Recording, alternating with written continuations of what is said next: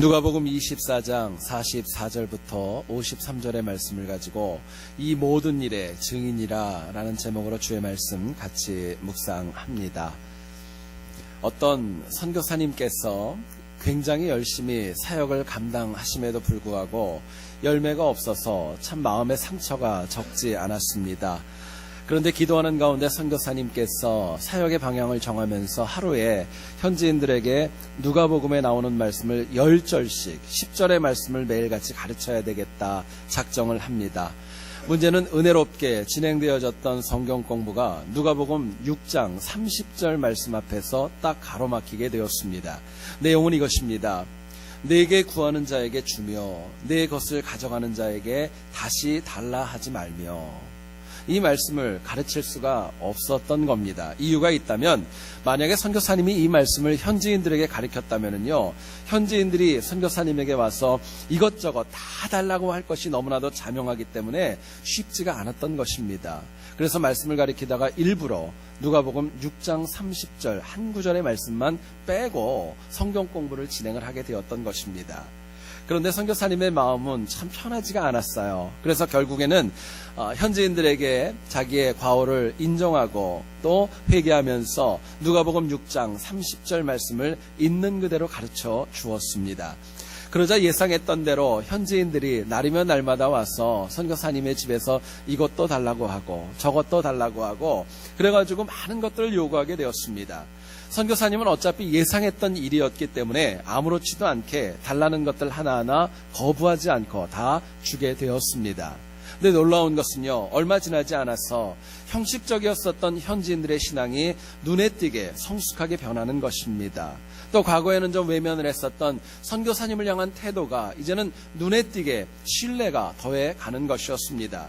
이유가 있었습니다. 많은 현지인들이요, 그냥 말씀을 배우는 것이 아니라 저분은 말한 그대로 행하는구나, 하나님의 사람이구나 하는 감동과 신뢰가 그들에게 생겼기 때문이었던 겁니다. 여러분, 하나님께서 죄로 인하여 죽을 수밖에 없는 우리를 예수 그리스도의 백성, 그리스도인으로 불러주셨습니다. 이유가 있습니다. 우리에게 복음의 증인이 되기 위하여 우리를 불러주신 것입니다. 근데 여러분, 증인은요, 어느 날 갑자기 시간이 지난다고 되는 것이 아닙니다. 증인이 되기 위해서는요, 정말 여기에 걸맞는 우리들의 삶이 너무나도 절실하게 필요합니다.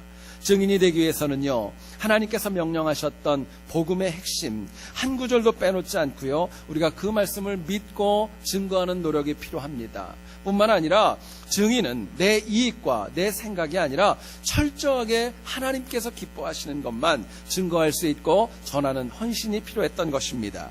그럴 때 비로소 주의 백성이 이 패역한 세대를 살아갈 때 주님의 신실한 증인으로 힘있게 살아갈 수 있기 때문에 그렇습니다.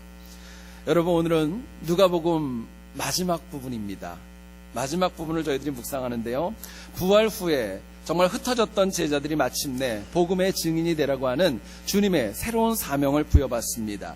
이것을 위하여 부활하신 주님께서는 일부러 제자들에게 찾아가셨고 위축되고 상처받았던 영혼들을 향하여서 하나님의 말씀을 설명해 주시고 풀어주시는 은혜를 베풀어 주십니다. 뿐만 아니라 성령 하나님께서 임재하실 것이고 그 하나님의 능력을 받아야지 된다는 것도 말씀하시고요, 승천하시면서 제자들에게 축복하는 내용을 보여줍니다. 그리고 이 제자들은요, 부활의 증인이 되기 위하여서 세상으로 향하지 않고 예루살렘으로 모여서 하나님을 찬송하면서 누가복음의 스토리가 이제는 종결되어지게 됩니다. 여러분, 우리는요, 가까운 사람 누군가가 하나님의 부름을 받을 때 마지막으로 남긴 유언을 듣게 되면은요, 그것을 굉장히 신중하게 듣습니다.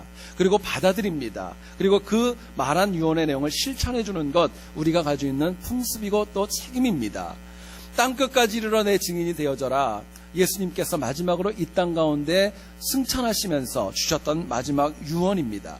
여러분, 그렇기 때문에 주의 백성들이요, 누군가는 증인이 되고 누군가는 증인이 안 되고 그런 거 아닙니다. 복음의 증인이 된다는 것은요, 선택이 아니라 필수인 겁니다. 주의 종으로, 장로님으로, 직분자만이 하는 것이 아니라 예수 그리스도를 믿는 모든 자들에게는 주의 복음을 증거해야 될 증인으로서의 삶이 마땅한 것입니다.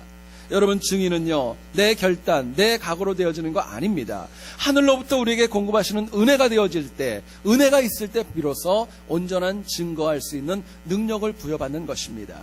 여러분, 본문을 통하여서 우리가 어떻게 하면 복음의 신실한 증인이 될 수 있을까? 하나님 주시는 메시지 같이 한번 나누어 보기를 소원합니다. 첫 번째로 생각할 것은요, 우리가 복음의 신실한 증인이 되려면은요, 복음의 핵심, 가장 중요한 핵심을 놓치지 말고 살아가야 합니다. 여러분, 부활하신 예수님께서는요, 위축되어지고 또 주님을 잃어버려가지고 상처받았던 그 제자들에게 강조했던 두 가지의 주요 내용이 있었습니다. 하나는 뭐냐면은요, 죽음을 이기는 부활을 증거하라는 겁니다. 죽음을 이기는 부활을 증거하는 것이고, 또 하나는 죄사함을 얻게 하는 회개를 증거하라 이야기하였습니다. 여러분, 제자들에게 명령하셨던 그 두 가지의 숙제는요, 예수님께서 공생애 동안에 힘있게 사역하셨던 사역의 목적 그 자체였습니다. 생각해 보면은요, 이 땅을 살아가는 사람들 뿐만이 아니라 인류 역사에서 어느 누구도 인간의 죽음에 관하여서 정확하게 답을 준 사람은 없습니다. 인간이 죄를 짓고 있지만 죄를 어떻게 하면 용서받을까, 이것도 역시 얘기해 주는 사람은 없는 겁니다. 그런데 예수 그리스도께서는 저희들에게 부활을 통하여서 죽음의 문제를 온전하게 해결해 주셨습니다. 뿐만 아니라 우리가 수많은 죄가 있지만 예수 그리스도의 십자가 보혈을 통하여서 깨끗하게 죄가 씻겨진다는 거 저희들에게 은혜로 거듭나게 하셨습니다. 여러분, 우리는 증인입니다. 근데 증인의 가치는요, 그 사람의 인격 됨됨이로 인하여 증인이 되는 거 아닙니다. 증인이 귀한 이유가 있다면 증거하는 내용이 귀하기 때문에 증인이 귀한 것입니다. 예를 들어 보면은요, 사도들과 많은 주의 종들이 인정받는 이유가 있습니다. 그분들이 어떤 인격적인 탁월함이 있고 능력이 있고 또 많은 것들을 가지고 있기 때문에 인정받는 거 아닙니다. 그들은 우리들과 똑같은 성정을 가지고 있습니다. 그럼에도 불구하고 그들이 인정받는 이유가 있다면 그들이 증거하는 내용이 예수 그리스도로부터 받은 부활의 죽음을 통하여서 이길 수 있는 부활을 얘기하고 있고요. 또 죄사함을 얻는 회개를 증거하기 때문에 내용이 중요한 것입니다. 여러분, 그렇기 때문에 그들이 존귀하게 된 거예요. 그렇다면 질문이 있습니다. 우리도 부활과 죄사함을 증거하는 삶을 살기 위해서 무엇이 꼭 필요할까? 저희들이 묻게 됩니다. 본문은 저희들에게 이렇게 도전합니다. 다른 누구도 아니라 바로 내 자신이 먼저는요, 죽음을 이기는 부활의 증인이 되어줘야 되고 죄를 이기는 회개할 수 있는 능력이 저희들에게 있어야 된다는 겁니다. 내가 먼저 복음의 핵심을 붙잡고 있어야 비로소 누군가에게 복음을 증거할 수 있는 능력과 권능을 부여받는 것입니다. 본문 47절을 한번 보시기 원합니다. 그의 이름으로 죄사함을 받게 하는 회개가 예루살렘에서 시작하여 모든 족속에게 전파될 것이다 이야기합니다. 이 말씀을 읽어보면 사도행전 1장 8절의 말씀이 연상되어집니다. 부활과 죄사함의 회개는요, 예루살렘으로부터 시작되어져서 땅끝까지 모든 족속에까지 확산되어지는 것입니다. 근데 여러분, 중요한 것이 있어요. 예루살렘 땅에서 아무리 능력 있는 부활의 복음이 있고 죄사함의 복음이 있다 할지라도 그것이 내 이야기가 안 된다면요, 그것은 아무런 능력이 없다는 것입니다. 내가 예루살렘 안에 있고 내가 바로 복음의 핵심을 가지고 있을 때 비로소 내가 온전한 증인이 되고 나를 통해 하나님이 역사하시는 겁니다. 여러분, 바로 내가 부활과 죄사함의 증인이 되어야 예루살렘을 변화시킬 수 있기 때문에 그렇습니다. 여러분, 그리고 예루살렘이 변화되어져야지요, 그 이후에 땅끝까지도 변화시킬 수 있는 능력이 시작되어지는 것입니다. 여러분, 마음에 새기기를 원합니다. 하나님은 저희들에게 도전하십니다. 결국 바로 내가 죽음을 이기는 부활을 확신하셔야 됩니다. 다름 아니라 바로 내가 진심으로 회개하여서 죄사함의 은총을 온전하게 체험하는 헌신과 은혜가 필요한 것입니다. 여러분, 가만히 생각해 보세요. 사람이 살다 보면 어디에 포함될 수도 있고 빠질 수도 있는 거예요. 그러나 내가 부활의 증인과 또 죄사함의 그 능력을 갖다 내가 체험하지 못한다면요, 나는 주님의 증인이 아니라 외부에 있는 사람이 될 수밖에 없는 것입니다. 제가 교육전도사 때 실제로 있었던 일입니다. 당시 섬기던 교회의 담임 목사님 어머님께서 경상북도 상주에서 하나님의 부름을 받아서 교회 가족들과 스태프들과 함께 문상을 갔던 기억이 있습니다. 사정상 문상을 한 다음에 바로 서울로 상경을 해야 됐기 때문에 굉장히 빡빡하고요. 시간이 없는 상황에 있었습니다. 문제는 문상을 하고 나서 저희 교회에 사역을 하셨던 부목사님 한 분이 굉장히 큰 상처를 받는 일이 발생을 했습니다. 이유는 이렇습니다. 굉장히 늦은 심야에 상경하는 가운데 거리가 멀어서 휴게소에 잠깐 둘렀을 때 목사님께서 화장실을 갔다 오신 겁니다. 근데 놀랍게도요, 목사님이 갔다 왔는데 버스는 이미 떠나고 말았던 거예요. 생각해보니까 옆에 누군가가 앉아 있어가지고 이분이 안 오셨습니다 이야기를 해 주셔야 되는데 이분도 너무나도 고운하게 주무시고 있어가지고요, 왔는지 안 왔는지를 모르고 그냥 버스가 가버렸던 것입니다. 참고로 그 옆에 있는 사람은 제가 아니었습니다. 여러분 생각해보세요. 그 늦은 밤에요, 화장실 갔다 와보니까 타고 가야 될 버스가 없는 거예요. 얼마나 황당했겠습니까? 결국 나중에 오는 버스를 기다렸다가 기사분에게 사정을 얘기를 하고 그 버스를 타고 상경해서 집에 왔다는 이야기를 했던 기억이 있습니다. 여러분, 사람이 살다 보면은요, 본의 아니게 어떤 모임에서 내가 빠질 수 있습니다. 어떤 관계에서도 본의 아니게 내가 제외될 때도 있는 거예요. 그러나 이거는 괜찮습니다. 하지만 죄사함과 부활의 은총에서 바로 내가 빠지는 것은요, 이건 엄청난 문제입니다. 심각한 거예요. 복음의 증인은 주변의 사람들 가운데 내가 낀다고 해서 복음의 증인이 되는 거 아닙니다. 온전히 얘기하면요, 내 스스로가 바로 내가 부활과 그 다음에 죄사함의 복음의 핵심을 가질 때 비로소 내가 증인으로 하나님께 인정받는 것입니다. 여러분, 핵심을 잡으셔야 돼요. 다른 거 붙잡고 아무리 신앙생활 해봐야 그건 중요한 거 아닙니다. 복음의 핵심을 붙잡을 때 내가 증인과 힘있는 삶을 살아갈 수 있는 것입니다. 어떤 국가에서요, 한 분이 매일같이 배낭에 모래를 잔뜩 집어넣고 자전거를 타고 국경을 넘어가게 되었다고 합니다. 세관원이 그분에게 질문을 했습니다. 뭔가 신고할 물건이 있습니까? 물어봤더니요, 아무것도 없고 가방을 열어보니까 모래밖에 없었습니다. 처음에는 별일 없이 보냈는데 매일같이 자전거를 타고 배낭에 모래를 잔뜩 짊어지고 매일같이 국경을 오가니까 세관원이 너무 궁금했던 거예요. 그래가지고 일부러 그 모래를 채취해가지고요, 수사 그 요원에게 보내보니까 진짜 모래도 맞았던 거예요. 이 세관원이 너무너무 궁금했습니다. 도대체 이 사람은 뭐하는 사람인데 매일같이 이 모래를 잔뜩 넣은 배낭을 지고 왔다 갔다 국경을 넘어 다닐까. 너무너무 궁금했던 거예요. 어느 날 그분에게 가가지고요, 직접 질문을 했습니다. 내가 너무 궁금한데 절대로 문제가 있어도 내가 문제 삼지 않겠다고. 도대체 뭘 몰래 가지고 국경을 왔다 갔다 하는 거냐고 물어보았습니다. 그랬더니 그 사람이 잠깐 주저하다 얘기하더랍니다. 자전거요. 그러고 얘기를 하더랍니다. 여러분, 그 세관원은요, 등에 메고 있는 거기에만 신경을 썼는데요, 알고 보니까 이 사람은 고가의 자전거를 갖다가 오고 갈 때마다 매번 바꿔가지고 그거를 밀수를 했던 거예요. 이제야 좀 알아들으시는군요. 여러분, 핵심은 자전거였는데요, 겉으로 드러난 매일같이 가방에 있는 모래만 붙잡고 시비를 걸고 조사하려고 했던 그 모습을 저희들에게 이야기해주고 있는 것입니다. 여러분, 핵심이 중요해요.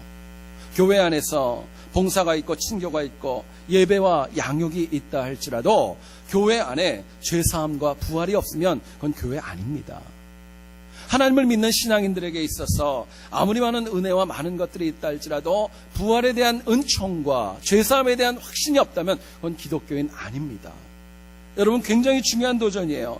증인은 무엇보다도 바로 내가 부활에 대한 확신과 그 다음에 죄사함에 대한 체험이 온전히 있을 때에 비로소 내가 증인으로 인정받을 수 있는 것입니다. 여러분, 그런데 문제는요, 이 핵심을 많은 사람들이 붙잡고 살아야 되는데요, 너무나도 많은 신앙인들이 이 핵심을 자기도 모르게 놓치고 살아간다는 데에 있습니다. 여러분, 본문을 가만히 보세요. 제자들이 예수님에게 부활의 소식, 죄사함의 복음 처음 들었던 거 아닙니다. 엄밀히 얘기하면은요, 공생의 시절에 너무나도 많이 들었습니다. 그런데 그걸 갖다가 마음에 새겨놓지 않았고 위축되고 두려워서 다 잃어버리게 되었던 것입니다. 그런데 예수님께서 그들에게 다시 찾아오십니다. 그리고 구약에 있는 말씀, 그 말씀을 가지고 본인에 관하여서 자세하게 설명해주고 얘기해주고 깨닫게 역사해 주시는 겁니다. 저는 본문을 묵상하고 설교를 준비하면서 참 마음에 와닿았던 단어가 있습니다. 또 이르시되, 또 이르시되, 이 말이 3번이나 나옵니다. 44절에도 나오고 46절, 47절에 반복적으로 등장합니다. 이유가 있습니다. 증인으로서 복음의 핵심을 붙잡고 살아가기 위해서는요, 하나님이 주시는 그 부활과 죄사함의 은총 날마다 반복하여 들어야 마땅하다는 것입니다. 여러분, 교회에 오래 나오신 분들의 경우에는요, 십자가의 복음을 얼마나 많이 들어보셨습니까? 그리스도의 부활에 관해서 매년 돌아오는 부활절뿐만이 아니라 얼마나 많이 듣는지 모릅니다. 근데 주님께서 우리에게 또 이르시는 이유가 있습니다.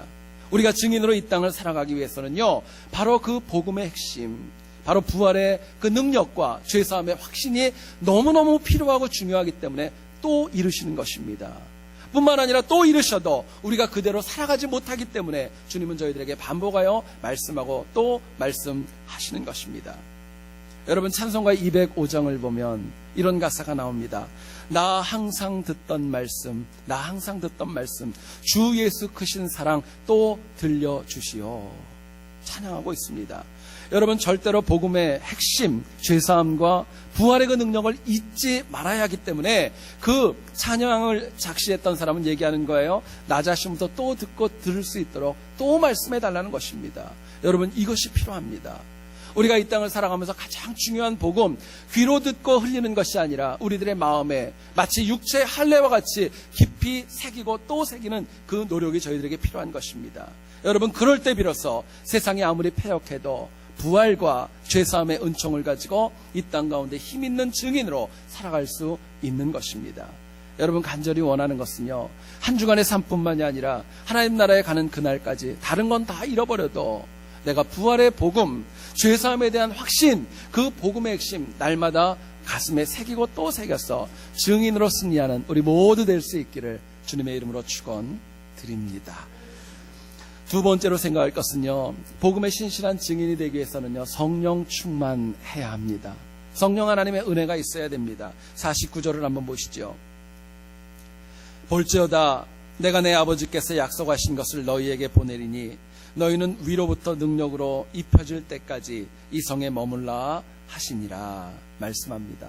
여러분, 주님께서 예루살렘을 떠나지 말라 말씀하신 이유가 있습니다. 그것이 편하기 때문에, 그것에 아는 사람들이 많기 때문에 그렇게 명령한 거 아닙니다. 근본적인 목적이 있다면 예루살렘에 머물러 있을 때 성령 하나님이 임재할 것이라는 약속이 있기 때문이었습니다. 여러분, 성령 충만은요, 이 땅 가운데 내가 노력해서 얻는 거 아닙니다. 내가 캐치하는 거 아니에요. 성령 충만은 위로부터 우리들에게 값없이 주시는 하나님의 은혜인 것입니다. 여러분, 내가 정말 진심으로 누군가에게라도 그리스도인이라는 정체성을 보이고 증인으로 살기를 원한다면요, 인간적인 힘이 아니라 성령으로 충만하셔야 됩니다. 성령 하나님이 우리의 삶을 이끌어 가셔야 돼요. 그래서 주님은 유언과도 같이 얘기하십니다. 하나님이 약속하신 거 받을 때까지 예루살렘 성에 머물라고 말씀하셨던 것입니다. 여러분, 그렇다면요, 우리가 증인이 되기 위하여서, 증인으로 살기 위하여서, 성령 충만하기 위해서 과연 우리가 무엇이 필요할까 묻게 됩니다. 기독교인이라면요, 저희들이 성령 충만을 사모합니다. 증인이 되어져야 된다는 것도 부인할 수가 없는 것입니다. 이 두 가지를 위해서 뭐가 필요할까 묻게 됩니다.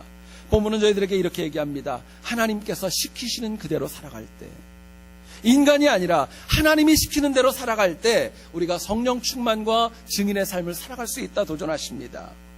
본문 49절에서요, 주님은 제자들에게 성령을 받기까지 예루살렘 성을 떠나지 말라 분명하게 명령하셨습니다. 여러분, 근데 중요한 것은요, 제자들은 성령 하나님께서 이 땅에 오신다는 사실을 처음 들었던 거 아닙니다. 과거에 여러 번 들었음에도 불구하고 시키는 대로 자기들의 자리를 지키지 못했기 때문에 제자들은 위축되어졌고 모두가 다 흩어질 수밖에 없었습니다. 주님이 시키는 대로 못하니까요, 엠마오로 가는 제자가 있었고 갈릴리 바다로 고기를 잡기 위해서 과거로 돌아가는 제자가 적지 않았던 것입니다. 문제는 시키는 대로, 사람이 아니라 하나님이 시키는 대로 하지 않았기 때문에 제자들은 할 수 있는 것들을 할 수 없었던 것입니다. 여러분, 그러나 제자들이 주님 시키는 대로, 말씀하신 그대로 예루살렘 성에 남아서 성령을 체험했을 때 비로소 주님이 명령하신 모든 것들을 다 온전하게 감당할 수 있었다, 저희들에게 이야기합니다. 여러분, 사람이 이 땅을 살아갈 때 누군가가 나에게 시켰을 때 그것 따라가는 건 사실은 불쾌할 때도 있습니다. 하지만 우리가 내가 원해서 하는 것도 있지만 때로는 누군가가 시켜서 해야 되는 일이 저희들에게 적지 않은 것입니다. 근데 문제는요, 누군가가 시킨다는 것, 내가 시킴을 받는 것보다도요, 누가 나에게 그 명령을 하시는가, 누가 나에게 시키는가, 이게 더 여러분 중요한 도전입니다. 악한 사람이 나를 시키는 대로 하면은요, 내 삶은 파멸할 수밖에 없는 것입니다. 그러나 역으로 하나님께서 시키시는 대로 할 때는요, 그 인생이 복될 수 있고요, 그 인생이 하나님 안에서 날마다 힘있게 증인으로 쓰임받을 수 있는 것입니다. 성경 공부를 하다 보면은 정말 많은 분들이 저에게 질문했던 공통적인 질문이 있습니다. 뭐냐면 그런 질문을 하시더라고요. 왜 오늘날에는 초대 교회가 가지고 있었던 그 막강한 능력과 이적과 권능이 오늘 이 시대는 안 일어나는가? 왜 그것이 없는가? 저에게 물을 때가 참 많이 있었습니다. 여러분, 초대교회는요, 유무상통하였습니다. 초대교회는요, 믿지 않는 자들에게 엄청난 칭찬을 들었던 교회였었습니다. 뿐만 아니라 성경을 보면은요, 병든 자가 일어났고요, 심지어는 죽은 자가 일어날 정도로 많은 이적이 발생하게 되었습니다. 여러분, 만약에 현대 교회들이 정말 가는 곳마다 기도하면 병자가 낫고 죽어있는 영혼들이 살아나고 하나님의 복음이 증거된다면요, 저희들이 일부러 전도하지 않아도 될 겁니다. 아마 많은 사람들이 일부러 와서 하나님을 믿겠다고 고백할 거예요. 그런데 이처럼 초대교회에 많은 이적이 일어났던 이유가 있습니다. 하나님이 시키는 대로 살았기 때문입니다. 하나님이 시키는 대로 살았던 거예요. 하나님께서 그들에게 버리라면은요, 그들은 버릴 줄 알았습니다. 나누라고 하면은요, 나눌 줄 알았습니다. 매사에 하나님 사역이 중심이었고요, 또 서로 합력하여 선을 이루는 열정과 헌신이 그들에게 있었던 겁니다. 여러분, 그들의 모든 삶에는요, 인간적인 결단, 각오가 아니라 하나님께서 시키시는 대로, 성령 하나님께서 감동을 주시는 대로 따라갔고 순종했기 때문에 우리가 생각할 수 없는 많은 이적이 일어나게 되었던 것입니다. 여러분, 문제는요, 하나님께서 우리에게 시키는 대로, 성령 하나님이 내 마음에 시키는 대로 내가 따라갈 때는요, 내가 생각할 수 없는 이적과 권능이 우리 삶에 가능한 것입니다. 요한복음 2장을 보시면은요, 예수님께서 가나의 혼인잔치에 초대를 받으십니다. 결혼잔치에서 보니까요, 포도주가 떨어져가지고 그 주인과 상황이 굉장히 난감하게 되었습니다. 이때 마리아가 하인들에게 이야기합니다. 예수님이 시키는 대로 하라고 이야기를 했습니다. 주님은 하인들에게 딴 거 시키지 않았습니다. 돌 항아리 6개가 있는데 여기에다 물을 좀 가득 채운 다음에 그 물을 떠다가 손님들에게 갖다 주라고 얘기를 합니다. 여러분, 제가 그 성경의 내용을 다시 읽어봤어요. 근데 그런 생각이 들었습니다. 생각해 보시죠. 돌 항아리에 물을 부으라는 거, 이거는 충분히 시키는 대로 할 수 있죠. 하인들도 이거는 충분히 평소에도 해왔던 일이기 때문에 할 수 있는 거예요. 근데 중요한 것은요, 그 물을 떠가지고 어쩌면 처음 보는 손님들에게 갖다 주라는 것은요, 이건 너무너무 쉽지 않은 명령입니다. 만약에 갖다 줬는데 물이면 어떻게 해요? 만약에 그것이 이상한 거였다면 여러분 어떻게 하실 거예요? 너무너무 황당하잖아요. 그런데 놀랍게도요, 하인들은 주님이 시키는 대로 하였을 때 물이 포도주가 되는 이적을 체험했습니다. 시키는 대로 하니까요, 시키는 대로 하니까 주님께서 주셨던 것이 처음 것보다 훨씬 더 좋은 포도주로 변화될 수 있었던 것입니다. 여러분, 요한복음 2장에 나온 그 사건의 도전은 딴 거 아닙니다. 물이 포도주가 변화되었다, 이걸 강조하는 것이 아니라 우리가 하나님 말씀하시는 대로 시키는 대로 순종할 때 내가 체험할 수 없는 놀라운 능력이 일어난다는 거, 그거 말씀하시는 겁니다. 여러분, 우리 인생은요, 하나님이 시키는 대로 살아갈 때, 하나님 말씀하시는 대로 살아갈 때 내가 상상한 것보다 훨씬 더 큰 은혜를 받을 수 있는 것입니다. 여러분, 근데 인간 세상은 다르죠. 가만히 보시면은요, 최근 들어 너무나도 많은 첨단 제품들이 우리 사회에 얼마나 많이 생산되어지는지 모릅니다. 첨단 제품은요, 특징이 있습니다. 지금 살 때가 제일 좋은 겁니다. 그리고 내일부터는 그거는 중고입니다. 더 좋아지지 않는 거예요. 가만히 보면 이거는 물질만이 아닙니다. 사람들의 마음도요, 처음에 가지고 있는 열정보다는요, 시간이 지나면 지날수록 그 뜨거움과 간절함들이 많이 쇠락해가는 것이 인간의 마음인 것입니다. 어떤 책을 읽다가 나오는 내용이었는데요, 재미있어 소개합니다. 어린 아들에게 엄마가 갑작스럽게 엉뚱한 질문을 했답니다. 아들에게 이렇게 물어봤어요.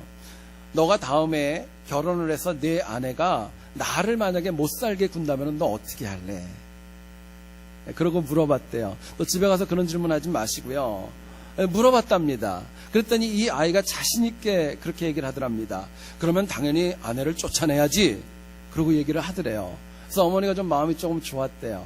그로부터 20년이 지난 다음에 실제로 가정을 이루고 그 아이를 불러다가 똑같은 질문을 했답니다. 네 아내가 나를 못 살게 굴면 너 어떻게 할래? 물어봤답니다. 아들이 그러더래요. 내가 뭐 힘이 있나요? 같이 나가야지요. 내가 뭐 힘이 있나요? 나가야지요. 그러고 얘기를 하더래요. 여러분, 세상은요, 기계뿐만이 아니라 사람의 마음도요, 시간이 지나면 뜨거웠던 것들이 좀 더 리듀스 되고 좀 더 작아지는 거, 그게 인지상정입니다. 그런데요, 하나님 나라의 법칙은 반대입니다. 하나님의 영이 임하시는 것에 하나님께서 시키는 대로 할 때는요, 지금이 제일 나쁜 거예요. 지금이 제일 나쁜 거고요. 내일 더 좋아지는 것이고 모레가 더 좋아지는 것이고 날이 가면 날이 갈수록 하나님이 시키는 대로 할 때는요, 은혜가 더 있는 것입니다. 여러분, 우리가 더 나은 인생을 살기 원한다면요, 하나님이 시키는 대로 살아야 돼요. 사람이 시키는 거 아닙니다. 하나님이 시키는 대로, 성령 하나님이 시키는 대로 살아갈 때 우리의 삶이 더 힘있고 능력있게 되는 겁니다. 많은 분들이 그렇게 하죠. 어정쩡하게 똑똑해가지고요, 시키는 대로 하지 않습니다. 이해가 되고 내 마음에 합하고 내가 보기에 이건 효율적이라고 판단이 되어질 때 순종할 때가 너무나도 많이 있습니다. 한마디로 얘기하면은요, 내 생각, 내 상식이 확실해야 그 다음에 따라가는 모습이 어쩌면 저와 우리에게 너무나도 많이 있습니다. 근데요, 하나님의 법칙은 다른 거예요.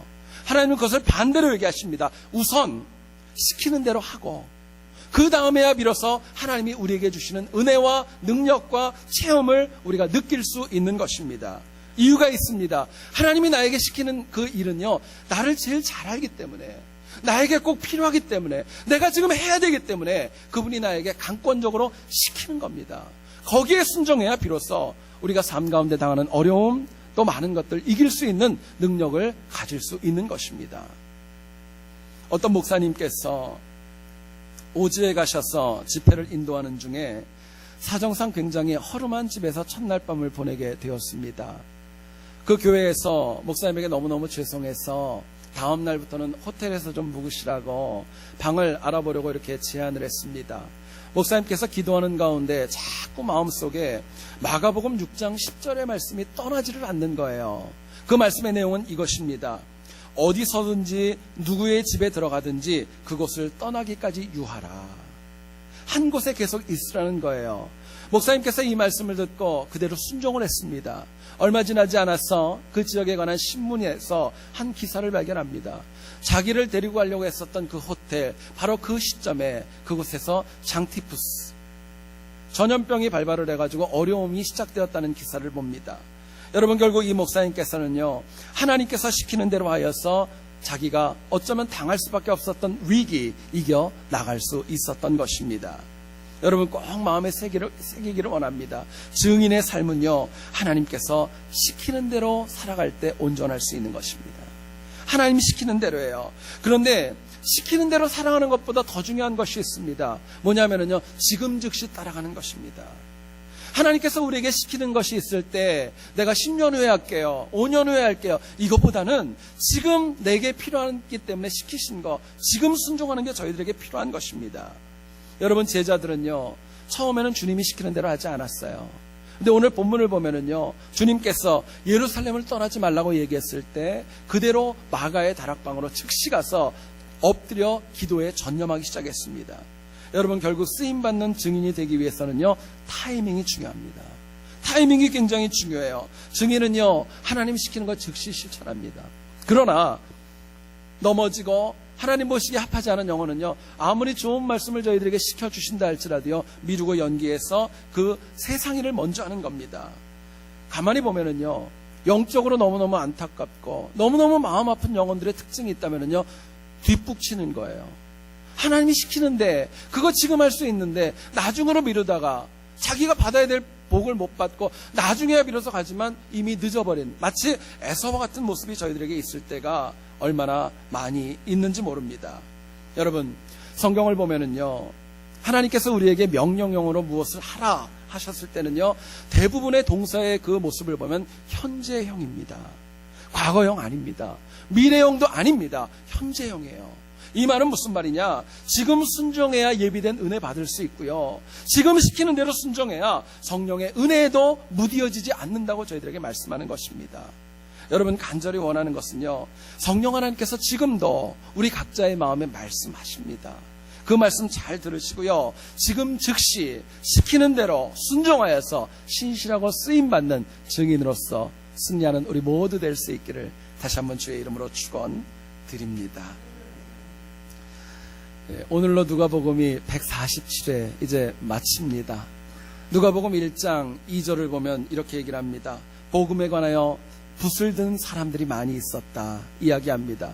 누가는 처음에 예수 그리스도에 대한 복음을 듣고 쓴 사람들이 많이 있었는데요, 맨 마지막에 결론은 딴 거 아닙니다. 복음의 증인이 되라는 것입니다.